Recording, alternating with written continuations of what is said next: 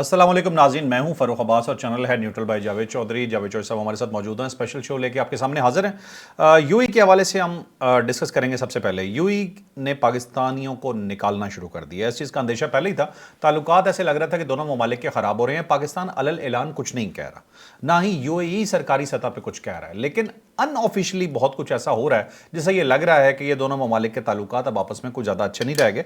आज आपको पूरे मुहर्रिकात बताएंगे, कंप्लीट एक स्टोरी बताएंगे कि ये हुआ क्या और अब यूएई क्या करने जा रहा है और पाकिस्तान इसके रद्द अमल में क्या कर सकता है।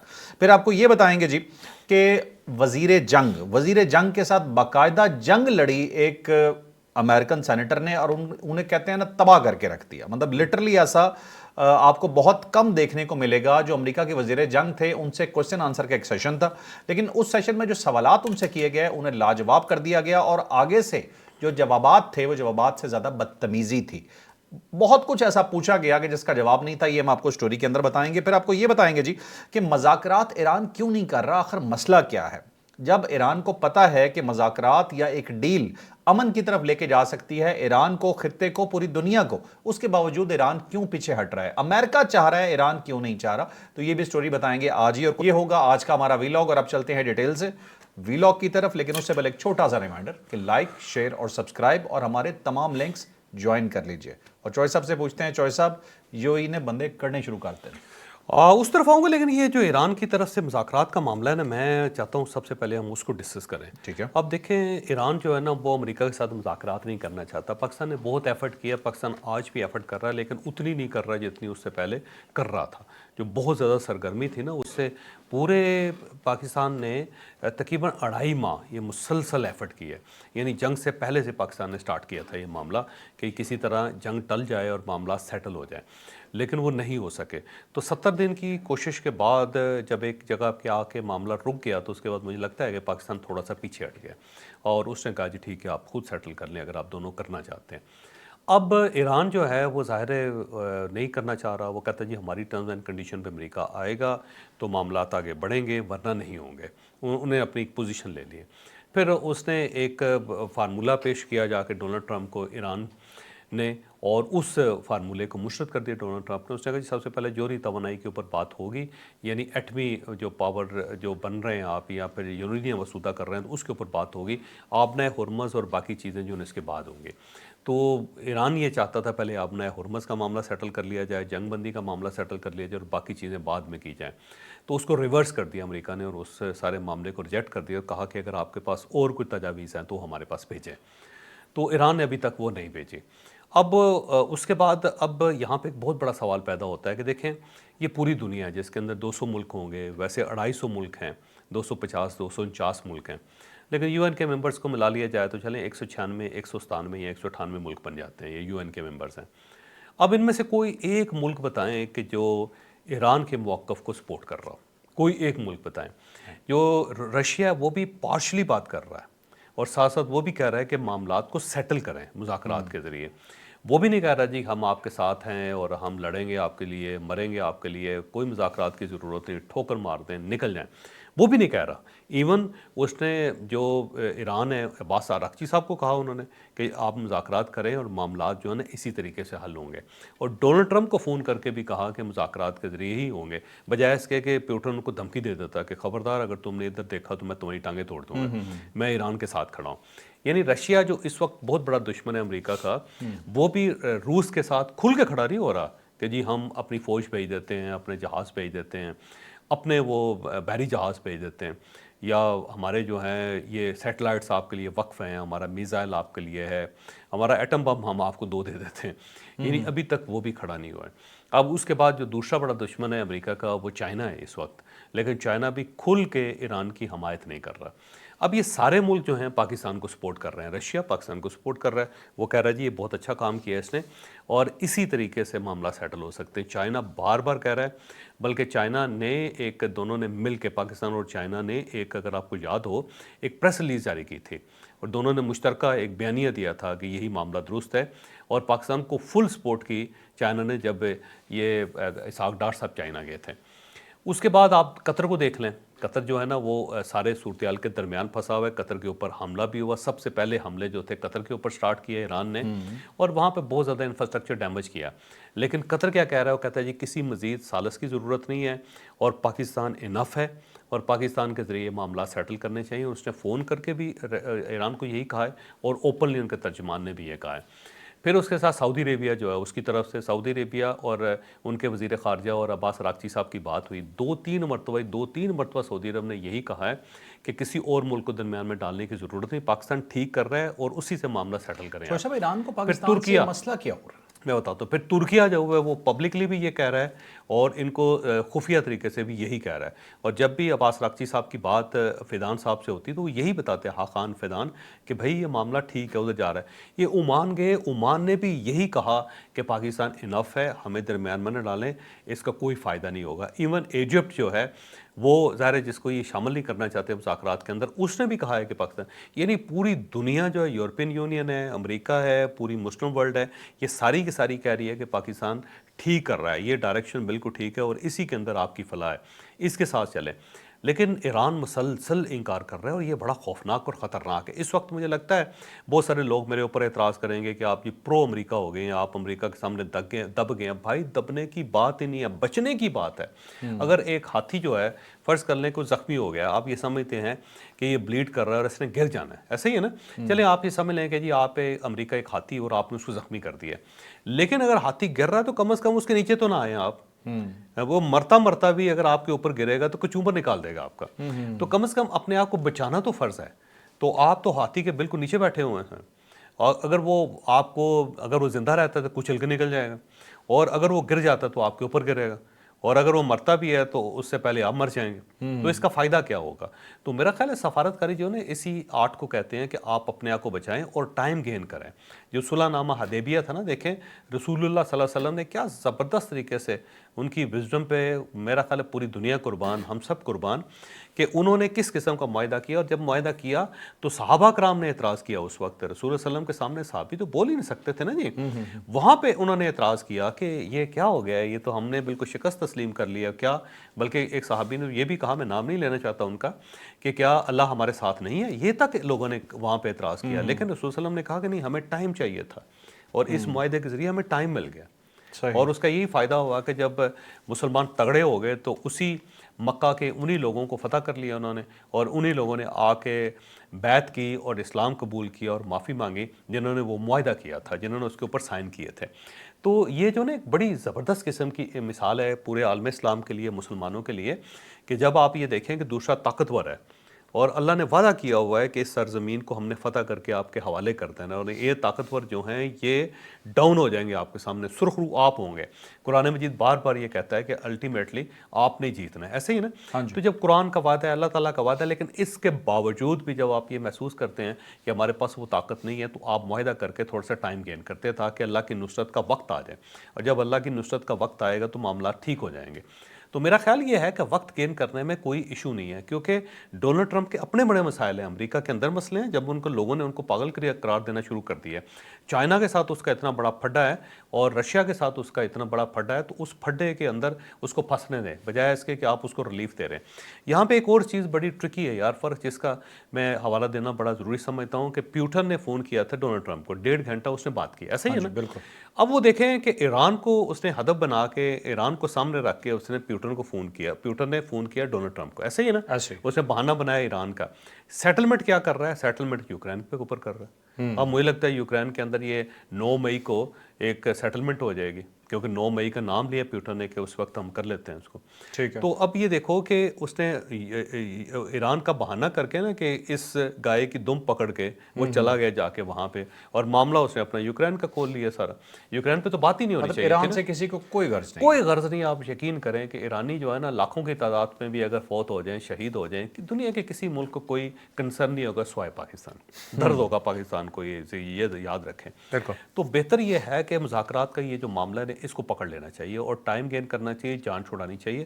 امریکہ جان چھڑانا چاہ رہا ہے, امریکہ یہاں سے نکلنا چاہ رہا ہے, ایران جیت چکا ہے. جیتنے کے بعد بیٹنگ جاری نہیں رکھتے ہوتے, میچ ختم ہو گیا ہوا ہے. لیکن آپ کا اصرار ہے کہ نہیں, جو سکور میں نے بنانا تھا وہ تو میں نے بنایا ہی نہیں, میں نے اپنا سکور جاری رکھنا ہے سارا. میں تو یہاں سے 505 سینچریاں مار کے جاؤں گا. بھائی اس طرح نہیں ہوتا, یہ دنیا ہے, دنیا کے اندر آپ کو ٹائم گین کرنا پڑتا ہے. لیکن مجھے ایران کی سمجھ واقعی نہیں آتی آنیسٹلی. میری بڑی ہمدردی ان لوگوں کے ساتھ, میں بہت زیادہ فین ہوں یار ایران کا. یقین کریں جب میں نے ایران کے اوپر بات کرنی شروع کی تو پاکستان میں بڑے لوگوں نے مجھے گالیاں دی ہیں. مجھے انہوں نے کہا کہ آپ ایرانی ایجنٹ ہو گئے. مجھے بڑی ہمدردی ان لوگوں کے ساتھ. لیکن یہ جو صورتحال ہے نا, یہ بہت خطرناک ہے. مجھے لگتا ہے کہ کہیں ایران کا زیادہ نقصان نہ ہو جائے. ہاتھی امریکہ جو ہے وہ مر جائے, لیکن یہ سارے اس کے نیچے آ جائیں گے, نیچے آ جائیں گے. اس سے بچنا چاہیے.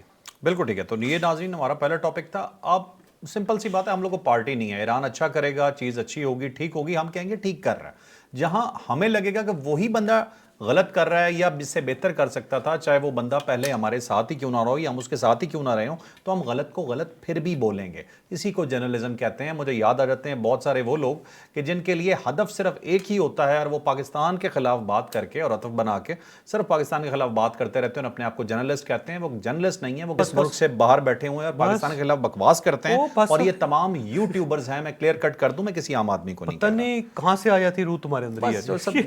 پاکستان کے خلاف بات نہیں سنی جاتی. روزانہ ان کے کلپس دیکھتے ہیں نا, ناقابل برداشت. اچھا میں پاکستانی نہیں ہوں اس کا مطلب ہے ملک سے باہر کے لوگوں کی بات کر رہا ہوں نا. اچھا نہیں, اچھا آپ پتہ آپ سنتے نہیں ہیں.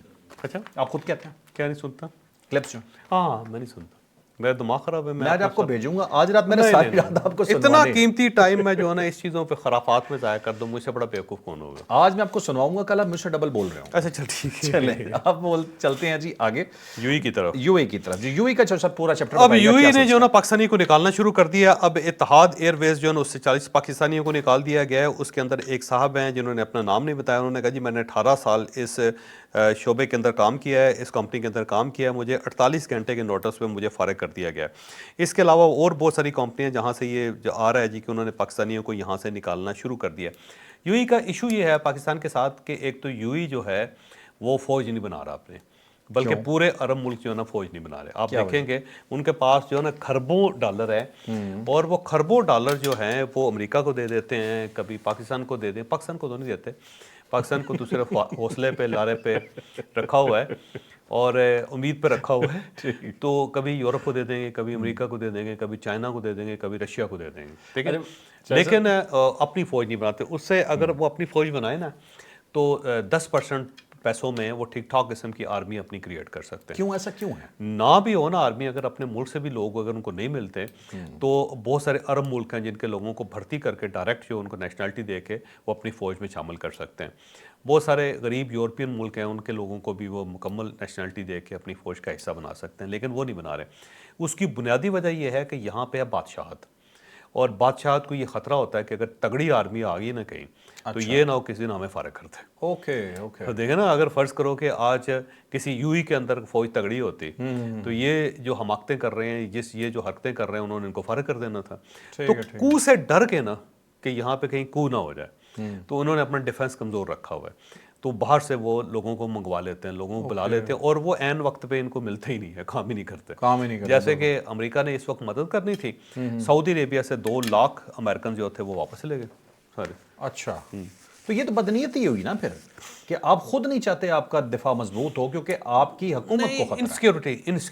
انسیکیورٹی شاہی خاندانوں کی, اس وجہ سے وہ اپنا ڈیفنس جو انہوں نے دوسروں کو دیا ہوا ہے, اکوپمنٹ خرید لیتے ہیں, پھر اس کے بعد اس کو چلانا جو ہوتا ہے نا وہ ان کے بس کی بات نہیں ہوتی. پھر وہ باہر سے اور لوگ لے کے آتے ہیں, امریکنز یورپین آتے ہیں بہت زیادہ, پھر امریکن اور یورپین وہاں سے نکل جاتے ہیں. جب تھوڑا سا ایک چیز اور بھی تو ہو سکتی ہے کہ ان کے لوکلز کام نہیں کرنا چاہتے, سارے کام جتنے بھی کام وہاں پہ ہو رہے ہیں ہر قسم کا بندہ یار, ہر قسم کا بندہ ہر ملک میں ہوتا ہے. ایسا نہیں ہے کہ وہاں پہ ایسے لوگ نہیں ہوں گے جو جفاکش نہ ہو, ممکن نہیں ہے. دنیا کے ہر کونے میں مختلف کیٹیگری کے لوگ ہوتے ہیں. یہ جو فوج ہوتی ہے نا, آپ دیکھو گے پاکستانی فوج کے جو سولجرز ہیں یا پھر ان کے آفیسر ہیں, ان کی عمریں بہت لمبی ہوتی ہیں. مثلا دیکھیں جرنیل جو ہے نا 100 سال تک, ابھی اسلم بیگ صاحب دیکھیں 100 ایئر کو ٹچ کر رہے ہیں سر. اب اس سے پہلے آپ دیکھ لیں یہ ایئر مارشل نور خان تھے. ایئر مارشل نور خان جو تھے نا, یہ اوپر جاتے تھے یہاں مارگلا کی پہاڑیوں پہ. تو ہم ہر مرتبہ کوشش کرتے تھے کہ ایک گھنٹہ پہلے بھی جا کے اوپر کہ ہم ان سے پہلے جائیں گے. وہ پیچھے شروع کرتے تھے، کرتے کرتے ہم سے آگے نکل جاتے تھے. تو ایک دن میں نے ان سے پوچھا، میں نے کہا سر یہ آپ اتنی بزرگ ہو کے بھی آپ اوپر چلے جاتے ہیں، تو کہا جاتا ہے کہ اس عمر میں تو لوگوں گٹے گوڑے رہ جاتے ہیں. انہوں نے کہا جی میں نے بھی یہ سنا تھا، لیکن نہ میرے گٹے رہے ہیں نہ میرے گڑے رہے ہیں. اچھا اور وہ چڑھ جاتے تھے، ہم پیچھے رہ جاتے تھے جوانی کی حالت میں بھی ان سے. صحیح. پھر اصغر خان صاحب دیکھ لیں، اس کی کتنی عمر ہے. اس کی بنیادی وجہ یہ ہوتی ہے کہ جو فوج ہوتی ہے نا، وہ ایسے لوگوں کو چنتی ہے جن کے ڈی این اے بڑا اسٹرانگ ہوتا ہے، اچھا جو ویل بلٹ ہوتے ہیں. اوکے. اب دیکھیں نا، آپ نے بھی اپلائی کیا ہوگا اور آپ فیل ہو گئے ہوں گے اس لیے کہ آپ کا ڈی این اے تگڑا نہیں ہے. ان کو پتہ چلا یہ تو 25-26 سال کی عمر میں لڑک جائے گا یہاں پہ. وہ میری تو گزر گئی. تو اب وہ نا، اس میں سے دیکھو لاکھوں لوگ اپلائی کرتے ہیں، ان میں سے ایسے لوگ سلیکٹ کیے جاتے ہیں جو فزیکلی تگڑے ہوتے ہیں، جو ڈسپلنڈ ہوتے ہیں، جن کی آنکھ، جن کی باڈی میں ہوتا ہے کہ یہ جو ہے نا بڑے زبردست ہوں گے، بڑے زبردست سولجر ثابت ہوں گے، اور یا یہ شہید ہوں گے بہادری سے، یا پھر بڑے زبردست قسم کے غازی بنیں گے. تو ایسے لوگ سلیکٹ کیے جاتے ہیں. تو اگر فرض کر لو سعودی عربیہ کے اندر، یو ای کے اندر، قطر کے اندر اگر فوج بنانی چاہیں تو وہاں ایسے لوگ ان کو مل جائیں گے. بس وہ سلیکشن انہوں نے وہ رکھنی ہے جو پاکستان انڈیا کے اندر ہے کہ وہ تگڑے لوگوں کو سلیکٹ کرتے ہیں، یا امریکن ہے، یورپین ہے، تو مل جائیں گے. کون سا ایسا مسئلہ ہے؟ لیکن وہ انسیکیورٹی ہے جس کی وجہ سے وہ تگڑی فوج نہیں رکھتے کہ کہیں ایسا نہ ہو فوج ہو تو کو کر دے. وہ ہو گئے تو یہ قبضہ ہو جائے گا. لوکل ضمیر بہت ہے نا یو ای کے، قطر کے یا سعودی عرب کے جو لوکلز ہیں ان کے پاس پیسہ بہت زیادہ ہوتا ہے. عموماً جب پیسہ زیادہ آ جائے پاس تو لوگ کام کم کرنا نہیں. چاہتے پاکستان کے اندر بھی جو فوج کے اندر ایلیٹ فیملیز کے بہت لوگ ہوتے ہیں، بہت لوگ ہوتے ہیں، لیکن وہ ان کی کیٹیگری وہ ہوتی ہے، وہ سولجر ہوتے ہیں، وہ لڑنا چاہتے ہیں، ٹھیک ہے نا، کمانڈر ہوتے ہیں بائی نیچر. تو ایسے لوگ آپ سلیکٹ کر سکتے ہیں. بہرحال یو ای کا مسئلہ یہ ہے کہ ان کی اپنی فوج ہے نہیں، تو اب وہ ڈیفینس انہوں نے پیکٹس کیے ہوئے ہیں مختلف ملکوں کے ساتھ. امریکہ کے ساتھ کیا ہوا ہے، اسرائیل کے ساتھ بھی کیا ہوا ہے. اسرائیل کے ساتھ انہوں نے اپنے تعلقات بڑے اچھے بنائے ہوئے. ٹیکنالوجی جو نا اسرائیل کی ہے، یہ 1992 1993 میں نا میاں نواز شریف کے ساتھ انہوں نے ایک ٹرائی کی تھی کہ یہ دفاعی معاہدہ جو اس وقت سعودی عربیہ کے ساتھ ہوا ہے وہ یو ای کے ساتھ ہو جائے. باقاعدہ ایک پوری فائل بنا کے انہوں نے بھیجی تھی، اور میاں نواز شریف صاحب اس کے لیے ایگری بھی کر گئے تھے. لیکن جب انہوں نے فارن سروس کے لوگوں سے کہا تھا تو اس وقت کی فارن سروس کے لوگوں نے بتایا تھا سر کہ ان کا پھڈا ایران کے ساتھ ہے، یہ ایران کے خلاف ہمیں استعمال کرنا چاہتے ہیں، کیونکہ انہوں نے ایران کے 3 بلکہ 7 جزیرے جو ان کے اوپر قبضہ کیا ہوا ہے، یا ایران نے قبضہ کیا ہوا ہے ان کے جزیروں پہ. ان کا کنفلکٹ ہے، آپ نئے ہرمز کے اندر وہ جزائر ہیں، اور وہ جب جہاز گزرتے تو ان جزیروں کے پاس سے گزرتے ہیں. ان کا کلیم ہے یہ ہمارے ہیں، اور ایران کہتا ہے جی ہمارے ہیں. بہرحال ایران کے قبضے میں ہیں وہ اس وقت. تو اس وقت کے فارن سروس کے جو سیکرٹری تھے انہوں نے بتایا میاں نواز شریف صاحب کو کہ آپ اس سے اپنے آپ کو بچائیں، کیونکہ اگر ہم نے ان کے ساتھ دفاعی معاہدہ کر لیا تو ہمیں ایران کے ساتھ لڑنا پڑے گا جو ہم افورڈ نہیں کر سکتے. تو اس وجہ سے وہ دفاعی معاہدہ نہیں ہوا تھا. پھر اس کے بعد جب دوبارہ میاں نواز شریف صاحب کی گورنمنٹ آئی، یہ 99 میں جب وہ ختم ہوئی، تو اس وقت دوبارہ یہ کوشش کی گئی تھی، لیکن پاکستان نے وہ دفاعی معاہدہ نہیں کیا تھا اس کے ساتھ. اور اس کی بنیادی وجہ یہ تھی کہ ان کا کانفلکٹ جو ہے نا ایران کے ساتھ تھا. اب جب یہ ہوا، لڑائی ہوئی، تو یو ہی چاہتا تھا، کیونکہ اس نے ہمیں $3 بلین دیے ہوئے تھے، تو وہ چاہ رہا تھا کہ ہم ان کو سپورٹ کر کے ایران کو جواب دیں جب ایران نے یو ای کے اوپر اٹیک کیا. اب پاکستان نے اس معاملے میں انکار کر دیا، معذرت کر لی. انہوں نے کہا جی ہم یہ نہیں کر سکتے، ہمارے ہمسائے ہیں اور یہ نہیں کر سکتے. دوسرا، وہ آپ کے اوپر ڈائریکٹ حملہ نہیں کر رہے، وہ امریکن بیس کے اوپر حملہ کر رہے ہیں، تو آپ کو کیا ہے اس مسئلہ ہے. تو وہ انہوں نے بڑا زور دیا. تو جس کے بعد پاکستان نے جب معذرت کی تو اس کے بعد پھر انہوں نے اپنے پیسے ڈیمانڈ کر لی جو پاکستان نے ان کو واپس کر دیے. اور اس سے پہلے کیونکہ پاکستان جو ہے نا سعودی عرب کے بلاک میں ہے، اور ان کا آپس میں پھڑا پڑ گیا ہوا سعودی عرب اور یو ای کا. اس کی بنیادی وجہ جو ہے نا وہ یہ ہے کہ اب ظاہرین کے پاس پیسہ، جب کسی کو پیسہ ہوتا ہے تو چودھری بننے کی کوشش کرتا ہے، تو انہوں نے سفارت کاری کے اندر پاؤں رکھ دیا ہوا ہے. اب یہ کوشش کرتے ہیں کہ جتنے دنیا کے مسائل ہوں وہ یو ای کے اندر جا کے حل ہوں. بلکہ قطر نے بھی یہی کیا کہ دوحہ کو انہوں نے پیس ایک سائٹ بنا لی ہے کہ جہاں پہ پیس ایکارڈ ہوں گے سارے، وہ دوحہ کے اندر ہوں گے. تو دونوں ملکوں کے درمیان یہ بھی دوڑ لگی ہوئی ہے. اب سعودی عرب جو ہے نا، پاکستان سعودی عرب کے بلاک میں ہے، تو ان کا یمن کے اندر لڑائی ہوئی، سوڈان کے اندر لڑائی ہوئی ان کی، تو وہاں پہ ان کے بڑے پھڈے ہیں. اب انہوں نے صومالی لینڈ جو ہے نا اس کو ایکسیپٹ کر لیا ہے. صومالی لینڈ جو ہے نا صومالیہ کو توڑ کے یہ باب المندب کے قریب ایک پورا ملک بنایا جا رہا ہے جس کے اوپر اسرائیل اپنا قبضہ رکھنا چاہتا ہے. تو وہ چاہتا ہے اسرائیل کے اس سائڈ پہ یمن ہے تو اس سائڈ پہ اسرائیل آ کے بیٹھ جائے تاکہ باب المندب جو بند نہ کی جا سکے. اسرائیل نے اپنی ایمبیسی کھول دی، ایمبیسی کھول لی وہاں پہ، اور انہوں نے اس کو تسلیم کر لیا صومالی لینڈ کو. تو یہ ان کا پھڈا ہے. تو پاکستان تھوڑا سا ڈسٹنس پہ سارے معاملے میں. اب اس کے بعد جب پاکستان نے پیسے دیے تو اب انہوں نے پاکستانیوں کو وہاں سے نکالنا شروع کر دیا. آنے والے دنوں میں ہو سکتا ہے کہ زیادہ پاکستانی نکالے جائیں، لیکن یہ افورڈ نہیں کر سکتا یو ای پاکستان کے بغیر. یہ بہت زیادہ ان کے لیے مسائل بن جائیں گے. پاکستانی وہاں پہ رچے بسے ہیں. یہ ایک ایسی مشین ہے یہ ایسی مشین کے اہم پرزے ہیں کہ جن کو نکالا نہیں جا سکتا. تو اتنی آسانی سے یو اگر نکالے گا تو مسئلے ان کے لیے بہت بن جائیں گے, تو اتنا آسان کام نہیں ہے. ٹھیک ہے. تو یہ اس کی ساری صورتحال ہے. لیکن یہاں پہ ایک اور بڑی دلچسپ بات ہے جو میں آپ کے سامنے رکھتا جاؤں کہ ایک طرف تو یہ نکال رہے ہیں لوگوں کو, دوسری سائڈ پہ کچھ ایسے سیکٹر ہے جس میں سے پاکستانیوں کو یہ وہاں پہ بلا رہے ہیں. جیسے کہ یہ سوشل میڈیا جو ہے نا, سوشل میڈیا کو یہ چاہتے ہیں کہ پاکستان کے اندر جتنے سوشل میڈیا انفلوئنسر بیٹھے ہوئے ہیں آپ جیسے, وہ سارے کے سارے یو ہی آ جائیں. تو اس کے لیے انہوں نے پوری ایک اسکیم بنائی ہوئی ہے جس کو کہتے ہیں 1 بلین ویوز. انہوں نے ایک پورا پروجیکٹ بنایا ہوا ہے. مجھے ایک چیز بتائیے گا کہ یہ والی اسکیم اس جنگ سے پہلے کی ہے یا اس سے پہلے کی, کیونکہ اب تو یہ وہ بھی کلوز کر دیں گے. نہیں کلوز کریں گے, یہ اس کو کبھی کلوز نہیں کریں گے. اور اس کا ان کو فائدہ ہے. یہ بیسیکلی چاہتے ہیں 1 بلین ویوز جو ہے نا, انہوں نے ایک پورا پلان بنایا ہوا ہے کہ اگر آپ سوشل میڈیا ایکٹیوسٹ ہیں یا سوشل میڈیا آپ انفلوئنسر ہیں اور پاکستانی ہیں آپ, تو یہ آپ کو 10 سال کا ویزا دے دیتے ہیں. ویزا دیتے ہیں اور $45 ملین انہوں نے اس اکاؤنٹ پہ رکھے ہوئے ہیں. یہ آپ کو اسٹوڈیو بھی بنا کے دیتے ہیں, وہاں پہ آپ کو رہائش بھی دیتے ہیں اور سارے اکوپمنٹ کے پیسے بھی دیتے ہیں کہ آپ وہاں پہ بیٹھ کے یہ کام کریں. وہ اس لیے انفلوئنسرز کو یہاں سے بلا رہے ہیں تاکہ وہاں پہ نا اینٹی پاکستان لابی کریٹ ہو ایک, اور یہ سارے انفلوئنسر جو ان کے کنٹرول میں ہوں, کیونکہ انہوں نے دیکھا ہے کہ یہ جو انفلوئنسر ہے نا, اس سے پاکستانی اسٹیٹ بڑی گھبراتی ہے. تو جب وہ جو عمران خان کا مسئلہ بنا اور نواز شریف کے خلاف کمپین شروع کی نا, اور اس وقت بہت سارے لوگ یو اے کے اندر بیٹھے ہوئے تھے اور ہمارے لوگ بہت ان کو بار بار کہتے تھے آپ ان کو نکالیں, ان کو کنٹرول کریں. تو اس سے ان کو اندازہ ہو گیا کہ یہ ایک ایسی صورتحال ہے جس سے یہ گھبراتا ہے پاکستان. تو اس لیے وہ چاہتا ہے کہ یو اے چاہتا ہے کہ یہ پاکستانی کے زیادہ تر جو انفلوئنسرز ہیں نا وہاں جا کے کام کریں, اور وہ ٹیکس فری بھی ہے, ٹیکس بھی نہیں لگے گا. اچھا, یہ ہمارے جو لوگ ہیں نا اس چیز کو انڈرسٹینڈ نہیں کر رہے, اور اسی لیے پاکستان کے اندر بہت سارے لوگ کہتے ہیں جی یہ جو سوشل میڈیا کے اوپر کام کرنے والے ان کی انکم ہے نا, اس کے اوپر ٹیکس لگا دیں. ان کو پتہ نہیں ہے کہ یہ جو ٹیکس لگوانا چاہ رہے ہیں یو ہی لگوانا چاہ رہا ہے, کیونکہ جو ہی یہاں پہ ٹیکس لگے گا تو یہ لوگ یہاں سے بھاگ جائیں گے اور یا پھر اپنے اکاؤنٹس بنا دیں گے وہاں پہ یو اے کے اندر. اب وہ پیسہ جو ہے نا یو اے کے اندر لینڈ کرے گا, تو وہاں جب لینڈ کرے گا تو پھر یو اے جو ہوگا نا وہ ڈرائیو کرے گا ان سب کو.